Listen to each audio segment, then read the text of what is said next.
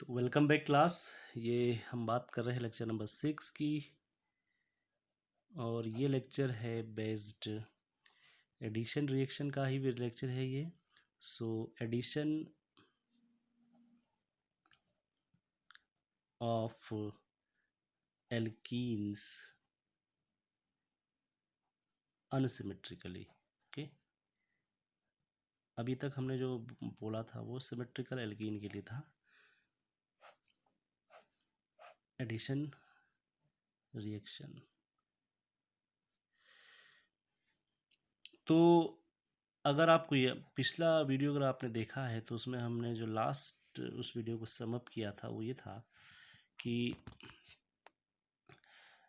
जो unsymmetrical alkenes होते हैं वो तो एडिशन रिएक्शन देते हैं, इलेक्ट्रोफिलिक एडिशन रिएक्शन होता है इसमें मेनली।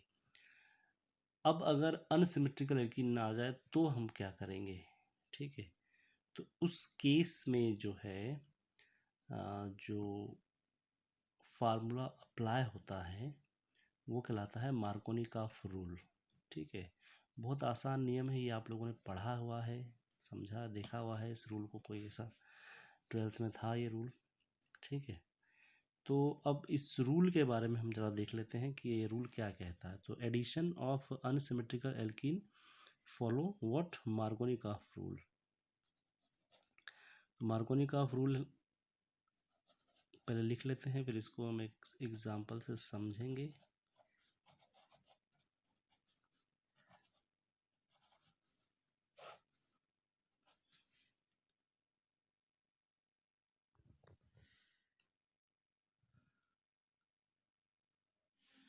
देखिए मार्कोनिकॉफ रूल क्या कहता है। मार्कोनिकॉफ रूल ये कहता है कि when an unsymmetrical reagent, when an unsymmetrical reagent adds to an unsymmetrical alkene, ठीक है। एक अनसिमेट्रिकल रिएजेंट है, वो किससे ऐड करेगा, अनसिमेट्रिकल एल्कीन से। अगर ऐसा होता है तब क्या होगा, ठीक है। The positive part of the reagent, positive part मतलब electrophile, positive part of the reagent becomes attached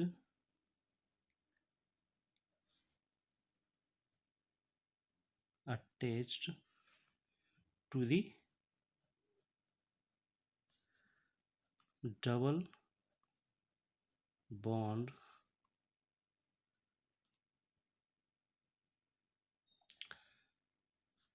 double bonded carbon.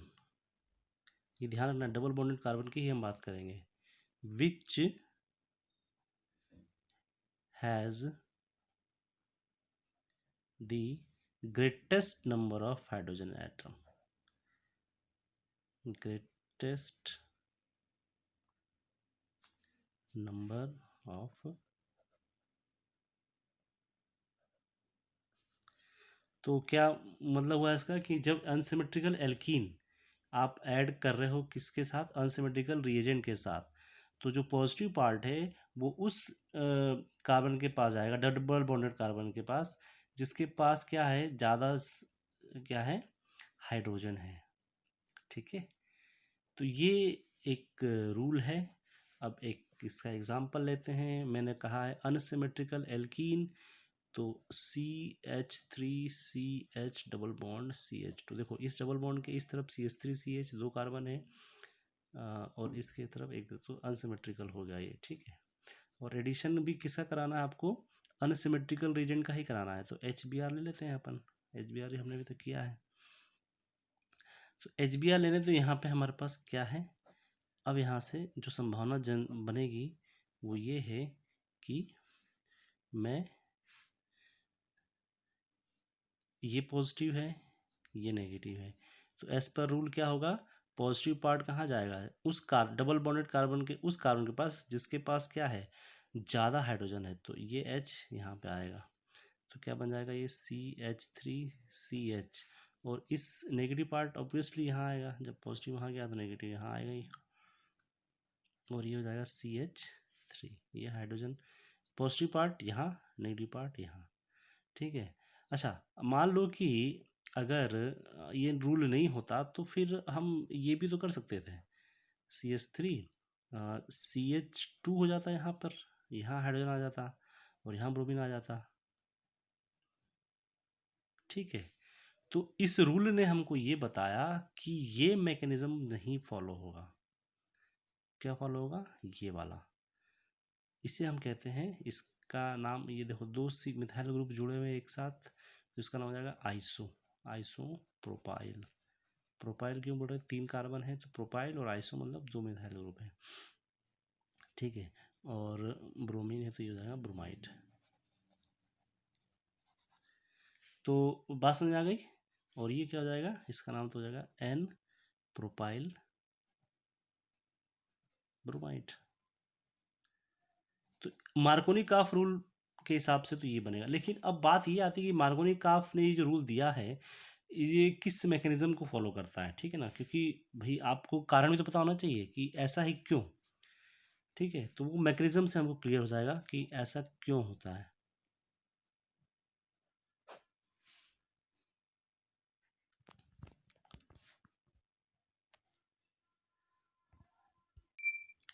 तो देखो अब इसका मैकेनिज्म अब हम देखते हैं। तो मैकेनिज्म ये है कि पहला जब होगा स्टेप, तो पहला स्टेज तो यही है कि हमारे पहले स्टेज में क्या होगा, जो आपका रिएजेंट है HBr है, ठीक है। तो HBr जो है वो किस में कन्वर्ट हो जाएगा? H+ में, और Br-। तो H+ तो इलेक्ट्रोफाइल हो गया, इलेक्ट्रोफाइल, और ये न्यूक्लियोफाइल हो गया,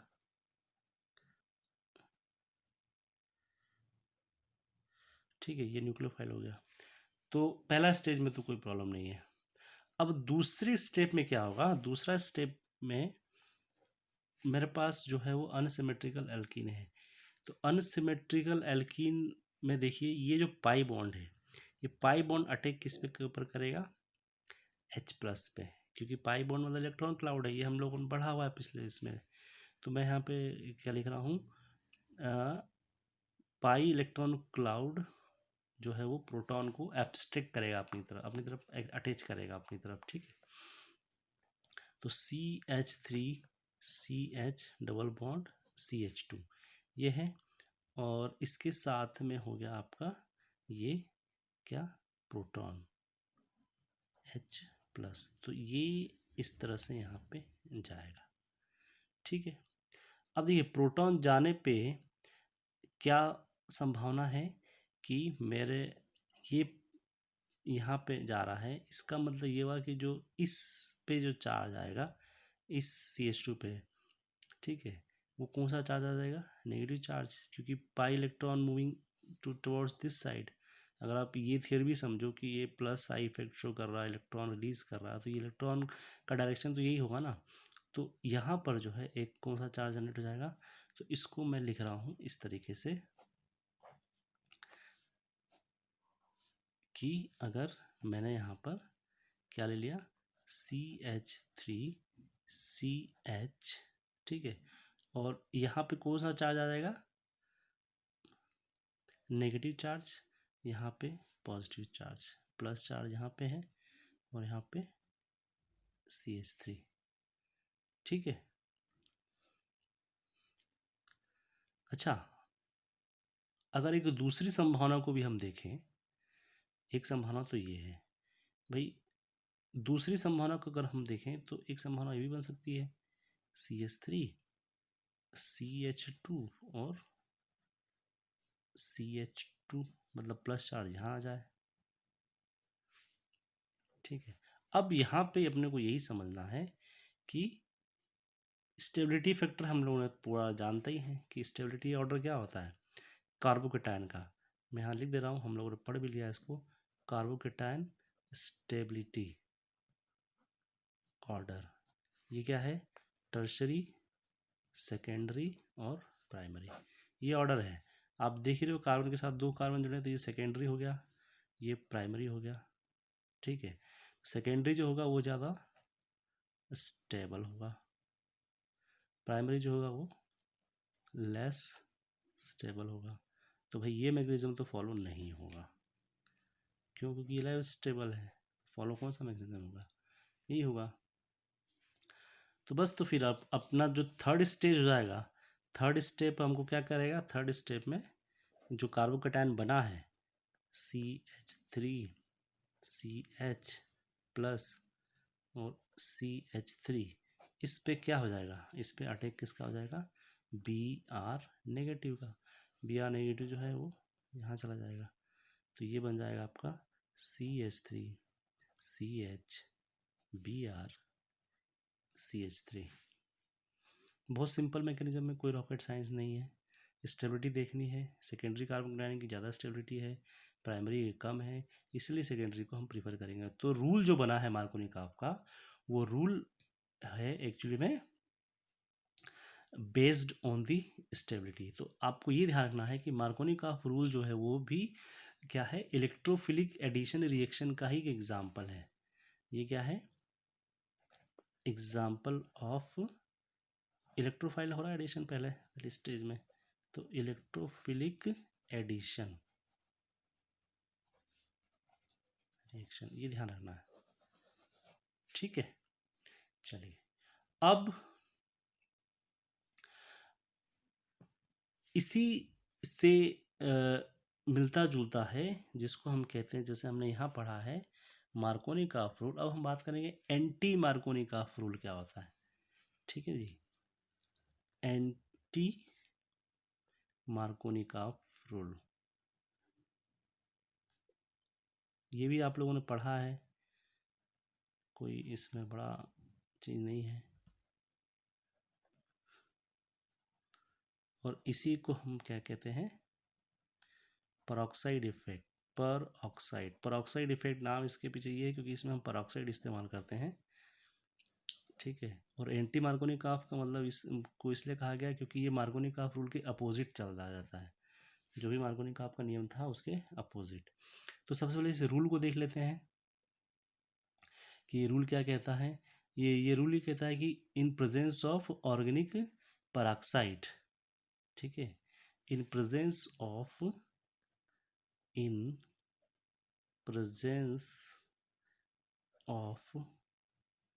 ऑर्गेनिक पर ऑक्साइड। ठीक है, कोई भी ऑर्गेनिक पर ऑक्साइड आप ले सकते हो। जैसे हम एग्जांपल यहाँ लिख देता हूँ ROOR, ये पर ऑक्साइड लिंकेज है ना, ये मैंने बता चुका हूँ ये क्या कहलाता है। दिस इज कॉल्ड पर ऑक्साइड लिंकेज। ठीक है, एक ऑक्साइड होता है, एक पर ऑक्साइड होता है, एक सुपर ऑक्साइड होता है, तो ये पर ऑक्साइड है। तो इन प्रेजेंस ऑफ ऑर्गेनिक पर ऑक्साइड जो एडिशन होगा वो होगा अभी भी, लेकिन जो अटैचमेंट हो रहा था वो क्या हो जाएगा? रिवर्स हो जाएगा, अपोजिट हो जाएगा। ठीक है, तो in presence of organic peroxide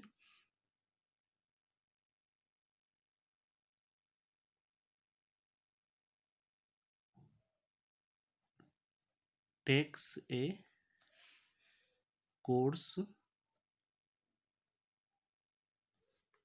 opposite to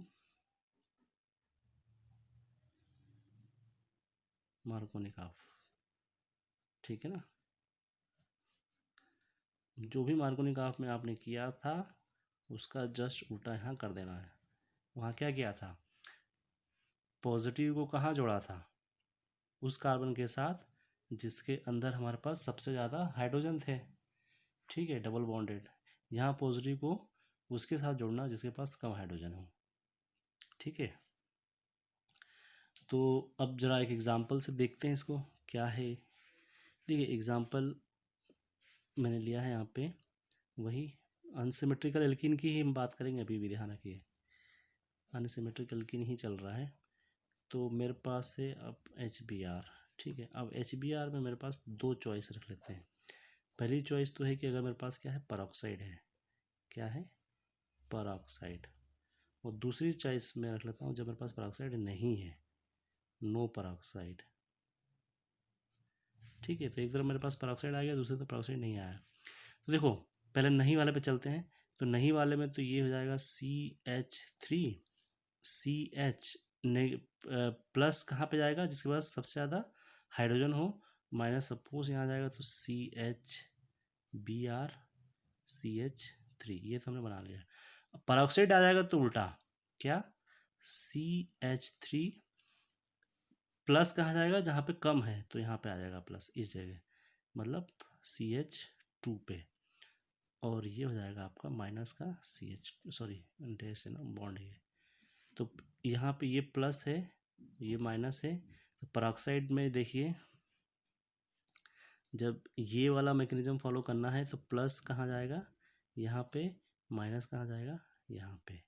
और जब ये मैकेनिज्म फॉलो करना है तो प्लस जाएगा यहाँ पे, माइनस जाएगा यहाँ पे। ठीक, तो ये कहलाता है आपका एंटी मार्कोनी का प्रोडक्ट, ये कहलाता है मार्कोनी का प्रोडक्ट। ठीक, अब देखो बात ये है कि अभी तो हमने ये कहा था कि ये स्टेबल नहीं है, ये लेस स्टेबल है। अब हम कह रहे हैं कि पेरोक्साइड के समय ये प्रोडक्ट बनेगा।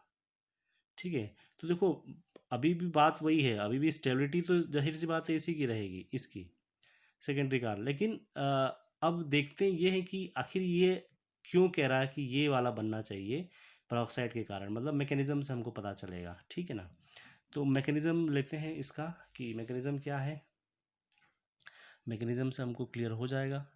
तो लेते हैं पेज नंबर 2।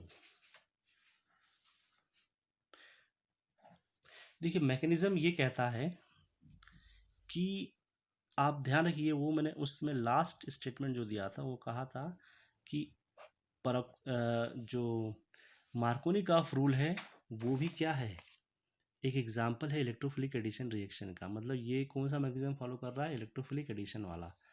तो अगर ये भी इलेक्ट्रोफिलिक एडिशन फॉलो करे एंटी मार्कोनी का, तब तो बदलना नहीं चाहिए, लेकिन ये इलेक्ट्रोफिलिक एडिशन को फॉलो नहीं करता है। ठीक है ना, ये उसको फॉलो नहीं करता है। तो चलिए पहला स्टेप, पेरोक्साइड क्या हो जाएगा, पहले तो डिसोसिएट हो जाएगा। ठीक है, तो पेरोक्साइड डिसोसिएट्स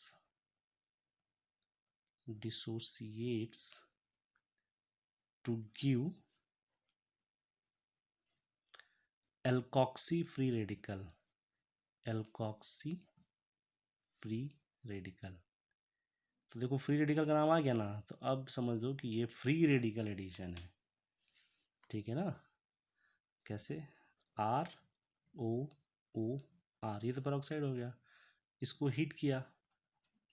ठीक है, पेरोक्साइड लिंकेज है, थोड़ा सा वीक होता है, आराम से हीट करके निकल जाएगा। तो R जो है वो बना लेगा, RO के ऊपर एक इलेक्ट्रॉन आ जाएगा, इसको हम कहते हैं फ्री रेडिकल। ये क्या कहलाता है, फ्री रेडिकल। नाम क्या है इसका, एल्कोक्सी, एल्कोक्सी ग्रुप है ना ये, तो ये कहलाएगा एल्कोक्सी फ्री रेडिकल। ठीक है, अब दूसरी स्टेज में क्या होगा, देखो दूसरी स्टेज में ये होगा कि ये जो एल्कोक्सी फ्री रेडिकल बना है वो HBr के ऊपर जो है वो अटैक करेगा। ठीक है, तो alkoxy free radical attacks HBr to form, यहाँ बन जाएगा आपका ब्रोमीन एटम, इसका फ्री रेडिकल बन जाएगा। Br के ऊपर मैंने ये लगा दिया। अब ये रिएक्शन कैसे होगी जरा देखते हैं।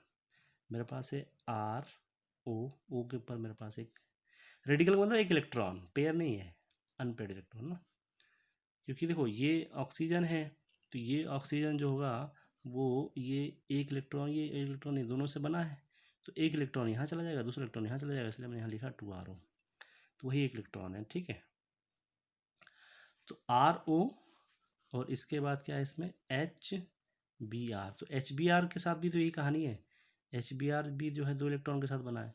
तो एक इलेक्ट्रॉन जो है, देखिए H का, ये मैं कह रहा हूँ ऐसे, H का इलेक्ट्रॉन इधर हो गया और Br का इधर हो गया, तो एक तो इसके साथ बॉन्ड बना लेगा, तो क्या बन जाएगा OH, ये इलेक्ट्रॉन मिलकर बॉन्ड बना रहे हैं, और Br अब हमको फ्री मिल गया।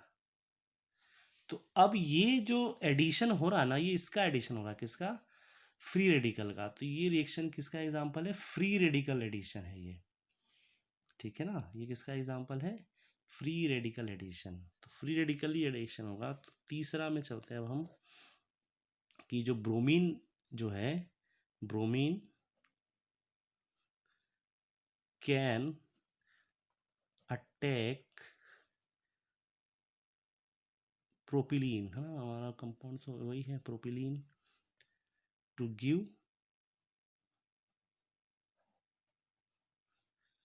Primary and secondary free radical. अब यहाँ थोड़ा समझने वाली बात है, कैसे होगा अभी समझ में आ जाएगा। देखो, ये हो गया मेरा Br, ये अटैक करने वाला है किसके ऊपर? CH3 CH2। देखो यहाँ पे क्या है, ये बॉन्ड है, ठीक है ना। तो इस बॉन्ड को मैंने ऐसा लिख दिया ना, चलेगा। अब देखो क्या होता है, ये इलेक्ट्रॉन गया इसके पास, ठीक है ना। तो ये ऐसे बनाना है, ध्यान रखना, ये सिंगल इलेक्ट्रॉन का मूवमेंट बताता है, और ये ऐसे, बात समझ आ रही है। तो ये Br जो है, Br कहाँ पे अटैक करेगा? इसके पास जाएगा, Br के पास भी एक ही इलेक्ट्रॉन है, तो बन गया, बॉन्ड बन गया, ठीक है ना। और तो आपका जो बनेगा वो कुछ इस तरह से बनेगा, देखो CH3 CH, और CH के ये इलेक्ट्रॉन और ये इलेक्ट्रॉन मिलकर बना लेंगे एक बॉन्ड Br, और CH2 के ऊपर एक रेडिकल आ गया, ठीक है। तो ये आपका हो गया मान लो A। चलो अब दूसरा तरीका देख लेते हैं। दूसरे में भी फिर वही है, Br के ऊपर ये रेडिकल है, प्लस CH3 CH2, ठीक है। अब देखो, अगर आप देखो यहाँ पे ध्यान से, तो मेरे पास फ्री रेडिकल तो यहाँ भी है, फ्री रेडिकल मेरा यहाँ भी है, तो ये Br तो यहाँ भी अटैक कर सकता है, भी कर सकता है ना। तो मैं एक काम करता हूँ, इस बार ये मेरा जो फ्री रेडिकल है वो एक इस तरफ आया है और एक इस तरफ आया है, तो इस बार मैं यहाँ अटैक कराऊंगा, किस जगह पे? यहाँ पे, ठीक है। तो अब देख लो प्रोडक्ट क्या बनेगा इस केस में, CH3 CH के ऊपर एक रेडिकल आ गया, और यहाँ बन गया आपका CH2 Br। बात समझ आ गई। तो अब स्टेबिलिटी फिर चेक कर लो, ये देखो कार्बन के ऊपर एक रेडिकल है, यहाँ कार्बन के ऊपर रेडिकल है, ये कार्बन एक कार्बन से जुड़ा है, तो ये कौन सा हो गया? ये 1 डिग्री, 1 डिग्री, तो ये हो जाएगा 1 डिग्री, मतलब ये लेस स्टेबल है, होगा ना। और ये क्या है? 2 डिग्री है, ये मोर स्टेबल है। ऑर्डर क्या है इसका? स्टेबिलिटी, ऑर्डर ऑफ स्टेबिलिटी क्या है? 3 2 1। तो जाहिर सी बात है ये ज़्यादा स्टेबल होगा। अच्छा, ये ज़्यादा स्टेबल होगा तो फिर सबसे पहले यही आगे जाके आपका रिएक्शन करेगा। तो अब तीसरी के बाद चौथी स्टेप पे चलो। चौथे स्टेज में हमारा जो मोस्ट स्टेबल है वो जाएगा HBr के।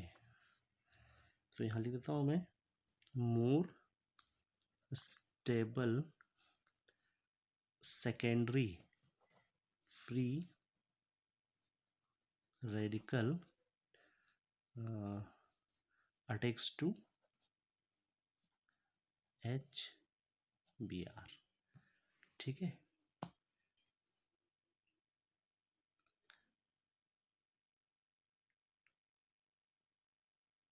तो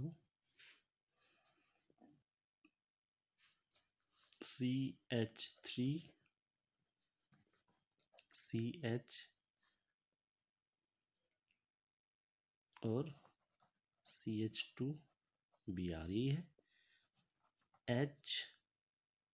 अच्छा HBr को भी मैं ऐसा लिख रहा हूँ ना ताकि आपको याद रहे। अब हमारे पास H बचा हुआ है ना, क्योंकि देखो Br तो यहाँ निकल चुका है ऑलरेडी, तो यहाँ पे अटेक्स टू H कर दो, यहाँ पे ज़्यादा ठीक रहेगा, नॉट HBr। ठीक है, H का जो फ्री रेडिकल है उसके ऊपर, तो ये फ्री रेडिकल इसका, इफ इट इसका, तो हमारा प्रोडक्ट बन जाएगा CH3 CH, ये H यहाँ जाएगा तो CH2 Br। ये कुछ इस तरीके से समझो, ठीक है ना। तो कुल मिला के बात जो है वो है कि स्टेबिलिटी किस चीज़ की है, स्टेबिलिटी जो होगा मैकेनिज्म वो फॉलो करेगा। तो जैसा मैंने यहाँ लिखा था कि मार्कोनी कर्व जो है वो इलेक्ट्रोफिलिक एडिशन का एग्जाम्पल है, तो एंटी मार्कोनी कर्व जो है वो फ्री रेडिकल एडिशन का एग्जाम्पल है। तो example of what, free radical addition. ठीक है, ये बहुत इंपॉर्टेंट चीज़ है, हमको याद होना चाहिए कि कौन से मैकेनिज्म को क्या फॉलो हो रहा है, मार्कोनी कर्व, इलेक्ट्रोफिलिक एडिशन, और आपका जो एंटी मार्कोनी कर्व है वो फ्री रेडिकल एडिशन। ठीक है। अच्छा, अब इसमें कुछ इम्पोर्टेंट पॉइंट और भी हैं, ये भी आप यहाँ थोड़ा सा हम डिस्कस कर लेते हैं कि देखो HCl एंड HI ये दोनों ही जो है do not give what, anti Markovnikov curves product, ये दोनों ही तो नहीं देंगे, इसलिए मैंने रिएक्शन Br से कराई। ध्यान रखना आपको, अगर मार्कोनी कर्व का क्वेश्चन आता है एंटी मार्कोनी कर्व का, तो आपको उसको Br से ही कराना है, HCl या HI से मत करा देना, गलत हो जाएगा। अब रीज़न क्या है कि HCl और HI क्यों नहीं देंगे, तो देखो इसको समझने के लिए हमको बॉन्ड डिस्ट्रीब्यूशन एनर्जी को थोड़ा सा समझना पड़ेगा। तो HCl का जो है वो है bond distribution energy 103 kilo calorie पर मोल, ठीक। और HBr का जो होता है वो होता है 87 किलो कैलोरी पर मोल। अब देखो HCl के लिए तो आपको ज़्यादा एनर्जी लगेगी, तो जाहिर सी बात है HCl नहीं देगा, और मैंने आपको बताया था कि ये थर्मल है, मतलब इसको हीट करके आपको ब्रेक करना है, तो आपको ज़्यादा टेम्परेचर लगाना पड़ेगा ना कंपेयर टू दिस, तो इसलिए हम इसको अब बहुत ही ज़्यादा हीट करोगे या करोगे तो शायद बन जाए, ऐसा कहीं देखा नहीं है, लेकिन फिर भी हमारा अगर कम हीटिंग में काम चल रहा है तो हम इसको प्रीफर करेंगे, ठीक है ना। तो ये HBr के साथ जो है वो देने के कारण एक तो ये है कि इसमें जो है ईजिली ब्रेक नहीं होता फ्री रेडिकल में, क्योंकि देखो प्रॉब्लम ये नहीं है, प्रॉब्लम ये है कि हमने तो फ्री रेडिकल तो हमारा पेरोक्साइड से बन गया, लेकिन ये पेरोक्साइड वाला फ्री रेडिकल जो है इसको ब्रेक करना चाहिए, ठीक है ना। तो इसको हम कह रहे हैं it is not broken by the peroxy free radical obtained from peroxide, due to this it is not broken by peroxy free radical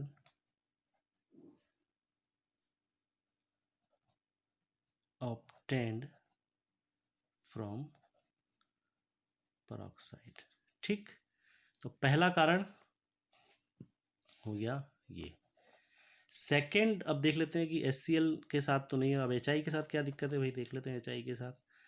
HI के साथ देखो HI का बॉन्ड डिसोसिएशन एनर्जी अगर हम देखें तो ये है 71 किलो कैलोरी पर मोल, बढ़िया है, ये तो कम ही है, तो ये तो ज़्यादा देना चाहिए, लेकिन नहीं। आयोडाइड कंपाउंड में बताया था आपको, आयोडीन वाले केस में हमेशा जो है रिवर्सिबिलिटी के चांसेस ज़्यादा होते हैं, ठीक है ना। ये ब्रेक तो कर देगा, एल्कोक्सी फ्री रेडिकल इसको ब्रेक कर देगा, लेस एनर्जी में HBr से तो कम ही है, ब्रेक कर देगा। लेकिन आयोडीन एटम जो है ना, वो जो बन रहा है वो क्या करेगा, आयोडीन के साथ फिर से जो है वो रिएक्ट करके, और रिवर्सिबिलिटी जो मैंने आपसे बताई की ना, ठीक है, तो मैं यहाँ नोट लिख देता हूँ। बट मतलब यहाँ से बात कर रहे हैं, ये कर तो लेगा लेकिन but the iodine atom, iodine atom मतलब आयोडीन फ्री की बात हुई ना,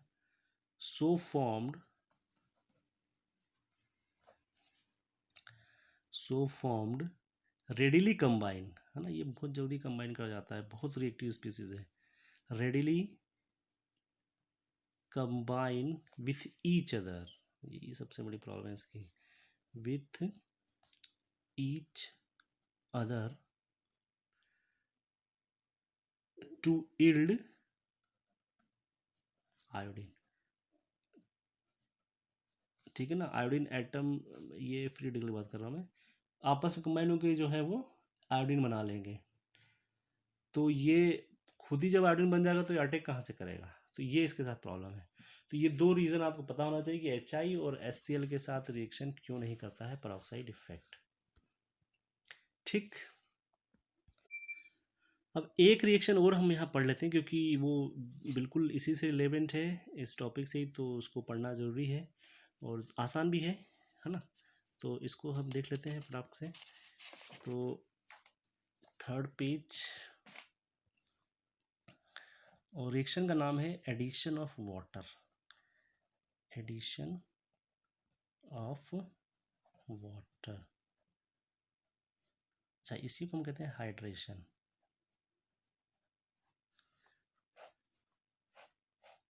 तो hydration is what, addition of water. तो पहले तो इसका रिएक्शन क्या है ये ज़रा समझ लें, फिर हम बताएंगे आपको। देखिए थोड़ा चेंज कर लेते हैं इस बार, C डबल बॉन्ड CH2, और वाटर के साथ एडिशन कराना है, इसके लिए एक कैटलिस्ट चाहिए, यहाँ पे सल्फ्यूरिक एसिड या कोई भी एसिड ले सकते हैं। तो यहाँ जो बनने वाला प्रोडक्ट होगा वो कुछ इस तरह से बनेगा। तो नाम थोड़ा देख लें, देखिए ये जो है 4 कार्बन है तो ब्यूटेलिन का एग्जांपल है ये, 2 CH3 एक साथ लगे हैं तो ये क्या है, आइसो ब्यूटेलिन, नाम हमने ऑलरेडी डिस्कस किया हुआ है। अच्छा ये 3 कार्बन लगे हैं तो ये टर्शरी हो जाएगा, और 4 कार्बन टोटल है तो ब्यूटाइल एल्कोहल। तो ये तो रिएक्शन है। अब इसको मैकेनिज्म से हमको क्लियर होगा कि क्या इसका मैकेनिज्म है, एडिशन कैसे होता है। तो पहला तो देखिए, पहले में तो सीधा साधा आपको ये कि एक तो ये इलेक्ट्रोफिलिक एडिशन है इलेक्ट्रोफिलिक एडिशन कैसे है ये मैं भी आपको मैकेनिज्म से बता दूंगा। इलेक्ट्रोफिलिक एडिशन ही है ये। देखिए पहला स्टेज तो ये हो गया कि मेरे पास वाटर है, वाटर ऑक्सीजन के ऊपर लोन पेयर होती हैं, तो H, और यहाँ पे भी ऑक्सीजन के ऊपर ये 2 लोन पेयर हैं, फिर ये SO2OH, ये मैंने लिखा है H2SO4 को, ठीक है ना, ध्यान रखिए H2SO4 लिखने का तरीका मैंने ऐसे लिखा है। प्रोटॉन यहाँ से निकाल लेगा ये, तो H3O क्या बना लेगा, प्लस, और यहाँ पे ये जो है ये इलेक्ट्रॉन पेयर यहाँ शिफ्ट हो जाएगा, तो ऑक्सीजन के ऊपर 3 हो जाएंगे लोन पेयर, और इसकी वजह से यहाँ पे एक नेगेटिव चार्ज जनरेट हो जाएगा। अब देखो ये बन गया आपका इलेक्ट्रोफाइल, जो हम कह रहे थे कि क्या है ये, इलेक्ट्रोफिलिक एडिशन है, तो ये बन गया इलेक्ट्रोफाइल। अब इलेक्ट्रोफाइल बन गया है तो अगली स्टेज हो जाएगी एडिशन की। तो कैसे होगा, मेरे पास है क्या, CH3 C double bond CH2, और इलेक्ट्रोफाइल है मेरे पास। तो इलेक्ट्रोफाइल को मैं कुछ इस तरह से लिख देता हूँ कि आपको क्लियर हो जाएगा ये एस लिखने का तरीका, HOH2, और ये यहाँ पे एक प्लस चार्ज, ठीक है, ये समझ जाओगे आप, ऐसा कोई इसमें बड़ी बात नहीं है, क्योंकि H2O तो होता ही है, इसमें एक हाइड्रोजन और आके जुड़ गया तो यहाँ से बन जाएगा आपका ये। अब पाई इलेक्ट्रॉन क्लाउड है, पाई इलेक्ट्रॉन क्लाउड क्या करेगा, पाई इलेक्ट्रॉन क्लाउड जाएगा इसके पास, ये इसको न्यूट्रल कर देगा, कर देगा ना, प्लस चार्ज न्यूट्रल हो जाएगा ये। तो यहाँ से जो बनेगा वो हो जाएगा आपका, ये इलेक्ट्रॉन की शिफ्टिंग इधर है तो नेगेटिव चार्ज यहाँ आ गया, तो H प्लस को ये ले लेगा, तो CH3 कार्बन CH, ये बहुत इंपॉर्टेंट है, ध्यान दीजिएगा। ये पाई इलेक्ट्रॉन की शिफ्टिंग हो रही है ना, वही वाली चीज़ है, ये प्लस आई इफेक्ट, इलेक्ट्रॉन को इधर शिफ्ट कर रहे हैं तो यहाँ पे प्लस चार्ज जनरेट होगा, ये प्लस चार्ज होगा, ये माइनस होगा, माइनस पे क्या आ जाएगा, प्रोटॉन आ जाएगा यहाँ पर। ठीक है, तो ये यहाँ पे जो बना है वो कौन सा कार्बोकेटायन बनाना है, टर्शरी कार्बोकेटायन, इसका नाम क्या है, टर्शरी कार्बोकेटायन। ठीक है, अब टर्शरी कार्बोकेटायन जो बन गया है, और क्या निकलेगा यहाँ से, वाटर, निकलने वाली चीज़ भी पता होनी चाहिए। ठीक है, तो निकला गया आपको H2O ये। ठीक है, अब थर्ड स्टेज ले लीजिए, थर्ड स्टेज में क्या होगा, थर्ड स्टेज में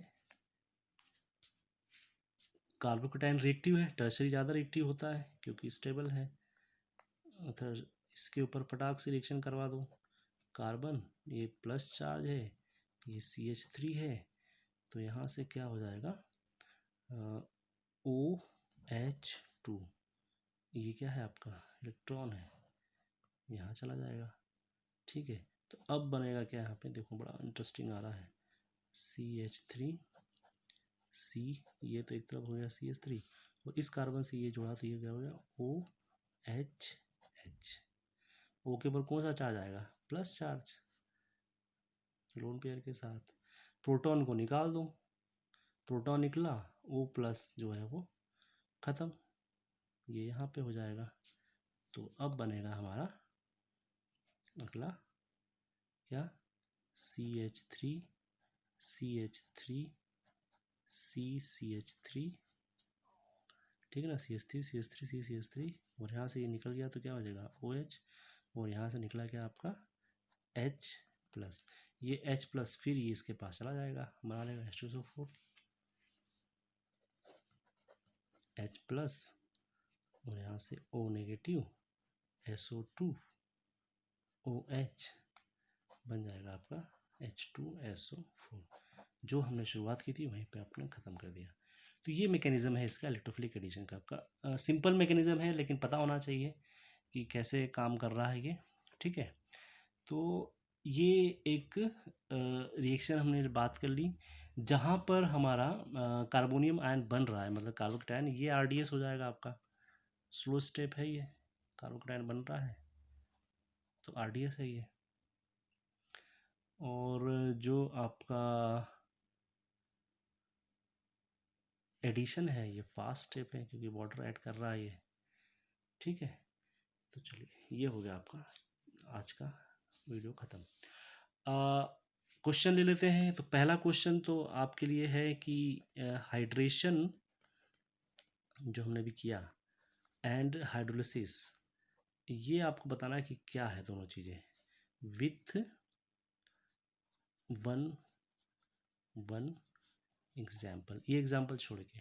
ठीक है ना, हाइड्रेशन को बताओ क्या है होता है और हाइड्रोलिसिस बताओ क्या होता है, एक एक एग्जाम्पल के साथ, पहला क्वेश्चन। दूसरा क्वेश्चन है, यहाँ लिख रहा हूँ मैं, दूसरा क्वेश्चन है कि अगर मेरे पास एक रिएक्शन दे देते हैं आपको, एक रिएक्शन कर लोगे आप सॉल्व, कि मेरे पास ये है कुछ,